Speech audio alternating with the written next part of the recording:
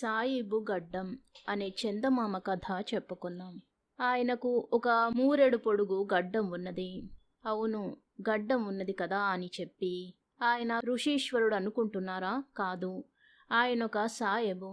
అయితే సాయిబుకు నిండా 60 ఏళ్ళు ఉండటం చేత తల గడ్డం కూడా తెల్లగా నెరిసిపోయి జనపనారను మరిపిస్తున్నాయి. సాయిబుకి తన గడ్డం మీద ఎంతో ప్రేమ. ఆ గడ్డానికి నిగనిగలాడే నల్లటి రంగు వేయడం, నూనె రాయడం, షోగ్గా దువ్వడం ఆయనకు ఎంతసేపు గడ్డం మీదనే మోజు, కానీ తలని గురించి తగినంత శ్రద్ధ లేదు. అంచేత గడ్డం మాత్రం నల్లగా నిగనిగలాడుతూ ఉంది. తల మాత్రం తెల్లగానే ఉండిపోయింది. ఆ ఊళ్ళో కొంటె కుర్రవాళ్ళు కొంతమంది సాయిబు గారి వాలకమంతా కనిపెట్టుతూనే ఉన్నారు. ఆయన్ని ఎట్లాగైనా ఎగతాళి చేసి తాటాకులు కడదామని వాళ్ళలో వాళ్ళు నిశ్చయించుకున్నారు. ఒకనాడు వాళ్ళు వచ్చి సాయిబు గారి చుట్టూ మూగారు. ఆ సమయానికి సరిగ్గా ఆయన ఉక్కబోస్తుంది కదా అని నెత్తిమీది టోపీ తీసి కింద ఉంచాడు.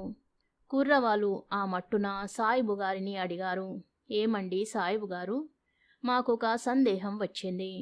మీ తల యావత్తు ముగ్గుబుట్టలాగా తయారయింది కదా, మరి గడ్డం మాత్రం అంత నల్లగా ఉన్నదేమండి అన్నారు. ఈ ప్రశ్నకు సాయిబు గారు మండిపడతారని ఆ ఆకతాయి కుర్రాళ్ళ ఉద్దేశం.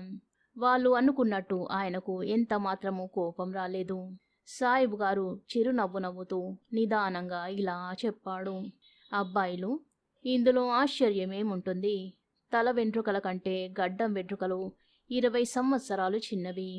అందుకనే అవి నెరసిపోయినాయి, ఇవి నల్లగా ఉన్నాయి అని. సాయిబు చెప్పిన ఈ సమాధానం విని కుర్రవాళ్ళు సిగ్గుపడ్డారు. కథ సమాప్తం. 3 వింతలు అనే మరో కథ చెప్పుకుందాం. ఒక రాజుకు 3 కొడుకులు. వాళ్ళు ముగ్గురు సమస్త విద్యలు చక్కగా నేర్చుకున్నారు. అన్ని విద్యల్లోనూ 3 అన్నదమ్ములు సరి సమానంగానే ప్రజ్ఞ సంపాదించారు. 3 కొడుకుల మీద రాజు ఒకే మోస్తారుగా ప్రేమ, అభిమానము చూపుతుండేవాడు. రాను రాను రాజుకి ముసలితనం వచ్చేస్తున్నది. కొడుకుల్లో ఎవ్వళ్ళకో ఒకరికి తన రాజ్యం అప్పగించేసేయాలి. అయితే ఆయనకు 3 సమానమే, అందులో ఎవరికి అప్పగించడం? ఈ ప్రశ్నకి ఆయనకు జవాబు తోచలేదు. చాలా దూరం ఆలోచించాడు రాజు. కొడుకులు 3 దగ్గరకు పిలిచి, నాయన్లారా, చూడండి, నాకు వృద్ధాప్యం వచ్చేస్తున్నది, విశ్రాంతి తీసుకోవాలి కదా. అందుకని మీ 3లో ఎవరు ప్రపంచంలో కల్లా విలువైన వింతైన వస్తువు తీసుకురాగలరో వాళ్ళకి రాజ్యం అప్పగించడానికి నిశ్చయించుకున్నాను అని తన మనసులో ఉద్దేశం కొడుకులతో చెప్పాడు. తండ్రి చెప్పిన మాటలు విని కొడుకులు ఉత్సాహపడ్డారు. సరేనంటే సరేనన్నారు. మర్నాడు 3 కావలసినంత ధనము, ఒక్కొక్క పంచకళ్యాణి గుర్రము తీసుకున్నారు. ఎక్కడ ఉన్నా సరే 3 నెలల లోపున 3 ఒకానొక జాగాలో కలుసుకోవాలని నిశ్చయం చేసుకుని తలొక దారి పట్టిపోయారు. వెళ్ళి పెద్దవాడు భీమకోట అనే ఊరు చేరుకున్నాడు. పేదరాశి పెద్దమ్మ ఇంట్లో బస చేసి ఊళ్ళో విశేషాలేమిటో చూసి వద్దామని బయలుదేరాడు. వెళుతూ ఉండగా దారిలో ఒకడు విచిత్రమైన తివాసి అమ్ముతున్నాడు. అబ్బి, ఈ తివాసీలో ఉండే చిత్రమేమిటి? ఇది ఎంతకిస్తావు అని అడిగాడు రాజకుమారుడు. అయ్యా, దీనిమీద కూర్చుంటే తల్చుకున్న చోటికి వాయువేగంతో తీసుకుపోతుందండి. 1000 వరహాలండి అని చెప్పాడు. వెంటనే 1000 వరహాలు ఇచ్చి ఆ తివాసి తీసుకున్నాడు రాజకుమారుడు. లోకంలో దీన్ని మించిన వింత వస్తువు మరేమిటి ఉంటుంది? మా తండ్రి రాజ్యం నాకే వచ్చేస్తుంది అని ఉప్పొంగిపోతూ ఇంటి ముఖం పట్టాడు. కొన్నాళ్ళు ప్రయాణం చేసి 2వ రాజకుమారుడు రత్నపురం చేరుకున్నాడు.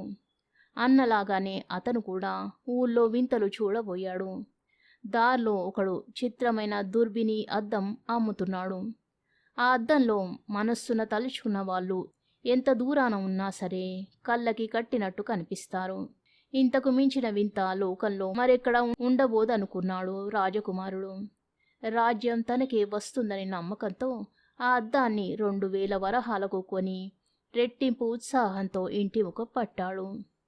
ఇంకా 3వ రాజకుమారుడు ఎన్నెన్నో అరణ్యాలు నదులు దాటి సింహపురి అనే మహాపట్టణం చేరుకున్నాడు. భోజనం చేసిన తర్వాత ఊళ్ళో వింతలు చూసి వద్దామని షికారు బయలుదేరాడు. దారిలో ఒకడు ఒక విచిత్రమైన మామిడి పండు అమ్ముతున్నాడు. అయితే దాని వెల ఇచ్చి కొనగలిగిన వాళ్ళెవరూ కనబడడం లేదు. ఈ మామిడి పండులో ఉండే చిత్రమేమిటి అని అనుకున్నాడు రాజకుమారుడు. అది వాడదట, ఎంతకాలమున్నా కుల్లదట. దాన్ని వాసన చూస్తే చాలు ఎటువంటి జబ్బు అయినా సరే మాయమై చక్కా పోతుందట.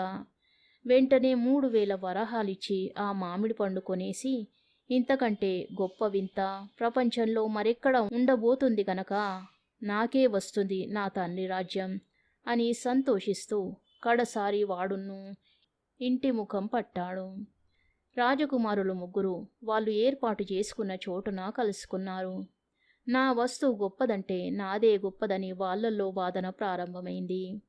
ఆఖరున రెండోవాడు అన్నాడు కదా, మనం ఇలా వాదులాడుకోవడం ఏమీ బాగోలేదు. నా దగ్గర దుర్బిని అద్దం ఉండనే ఉన్నది. అందులో ఒక్కసారి చూసి నాన్నగారి పరిస్థితి తెలుసుకుందాం అని. ఈ మాటకి తక్కిన ఇద్దరు తల ఊపి భేష్ అంటే భేష్ అన్నారు. మనసులో తలుచుకొని అద్దంలో చూశారు. కొడుకులు ఎప్పటికీ రాకపోవడం చేత రాజుగారు బెంగ పెట్టుకొని మంచం పట్టినట్టు ఆ అద్దంలో ప్రత్యక్షంగా ఆగపడింది.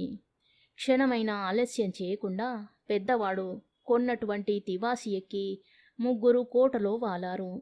మూడోవాడు గబగబా తన దగ్గర ఉన్న మామిడి పండు తీసి తండ్రికి వాసన చూపించాడు. రాజుగారి జబ్బు చిటికలో నయమైపోయి ఆయన గభీమని లేచి కూర్చున్నాడు. అందరూ ఆశ్చర్యపడడమే కాదు, ఎంతగానో సంతోషించారు. ఇక్కడికి బాగానే ఉంది, కానైతే రాజుకి పట్టుకున్న సమస్య మాత్రం అప్పటికి ఇప్పటికీ తేలనే లేదు. కొడుకులు తీసుకువచ్చిన వస్తువులు దేని మట్టుకు అదే వింతైనది, విలువైనదీను. 3 వస్తువులు గొప్పవే, 3 చిత్రమైనవే. వాటిల్లో ఇది ఎక్కువ, అది తక్కువ అని పోల్చి చెప్పడానికి వీలే కనబడదు. 3 వస్తువులు ఒక్కమారుగా కలిసి రావడం చేతనే రాజు ప్రాణాలు దక్కాయి. అందులో ఏ ఒక్కటి లేకపోయినా మాట దక్కకపోను. అందుకనే రాజుగారికి ఆలోచన తెగడం లేదు. ఇంకా ఇప్పటికీ దర్బారులు చేస్తూనే ఉన్నారు. సభలో పెద్ద పెద్దల్ని సలహాలు అడుగుతూనే ఉన్నారు. సమాధానం చెప్పడానికి ఎవళ్ళ వల్ల కాకుండా ఉంది. చివరకు ఏమన్నారో తెలుసా రాజుగారు? బాలవాక్యం బ్రహ్మవాక్యం. చందమామ చదివే పాపాయిలు రాజ్యం ఎవడికి ఇవ్వమంటే వాడికే నా రాజ్యం ఇవ్వదలుచుకున్నాను అని చెప్పారు. కనుక రాజకుమారులు ముగ్గురిలో ఎవరికి రాజ్యం ఇవ్వాలో మీరు నిర్ణయించి ఇచ్చివేయండి. లేకపోతే వాళ్ళు పాపం కొట్టుకుంటారు. కథ సమాప్తం. శుభం.